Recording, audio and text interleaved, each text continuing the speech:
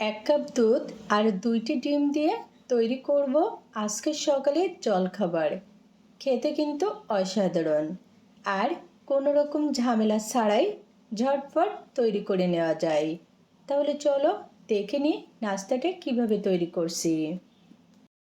নাস্তা তৈরির শুরুতে বলে নিয়ে নিচ্ছি 2টি ডিম, আর ডিমের সাথে নিয়ে নিচ্ছি 1 কাপ লিকুইড দুধ।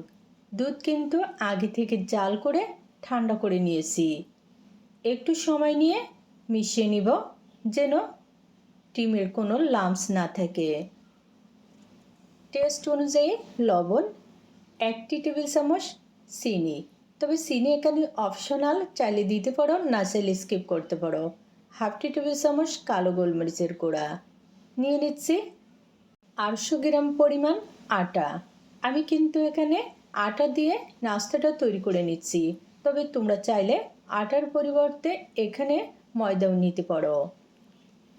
একটু সময় নিয়ে মিশিয়ে নিব, এমনভাবে মিশিয়ে নিব যেন এর ভিতরে কোনো রকম দলা বা গোটা অংশ না থাকে। নাস্তাটি কিন্তু সকালবেলার জলখাবারের জন্য দারুণ হেলদি। তাছাড়া ঘরে থাকা অল্প উপকরণ দিয়েই তৈরি করে নেওয়া যায়।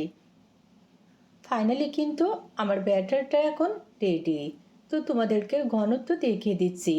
দেখো, খুব বেশি পাতলা না, আবার একেবারে ঘনও না, ঠিক এরকম করে ব্যাটারটা তৈরি করে নিতে হবে। তো নাস্তা তৈরির জন্য প্যানে কয়েক ফোঁটা তেল দিয়ে নিলাম। তেল ব্রাশের সাহায্যে চারিদিকে এভাবে ছড়িয়ে নিচ্ছি। Pan ready. এখন ব্যাটার দিয়ে দিচ্ছি 1 চামচ আর 1/2 চামচ। ব্যাটার দেওয়ার পরে চামচের সাহায্যে এরকম করে মেলে নিচ্ছি যেন ব্যাটার সব জায়গাতে সমানভাবে ঠিকঠাক হয়। 2 মিনিট মতো ওয়েট করব। দেখো, 2 মিনিট মতো পরে উপরটা কিন্তু শুকিয়ে গেছে। আর হ্যাঁ, এই পর্যায়ে চুলার আঁচটা মিডিয়াম টু লো ফ্লেমে রাখতে হবে। এরকম করে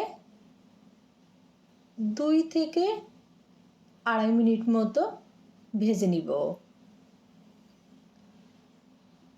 যখন দেখবে হালকা ফুলতে শুরু করেছে, তখন দিয়ে দিচ্ছি সাদা তেল 1 টেবিল চামচ। তবে তোমরা যদি এই নাস্তাটা তেল ছাড়া খেতে চাও, সেক্ষেত্রেও কিন্তু সম্ভব। তবে এরকম একটু তেল দিয়ে ভাজলে কিন্তু নাস্তাটা খেতে বেশি টেস্টি হবে। সকালের জলখাবারে এরকম একটা টেস্টি হেলদি নাস্তা থাকলে কিন্তু আর কিছুই লাগবে না।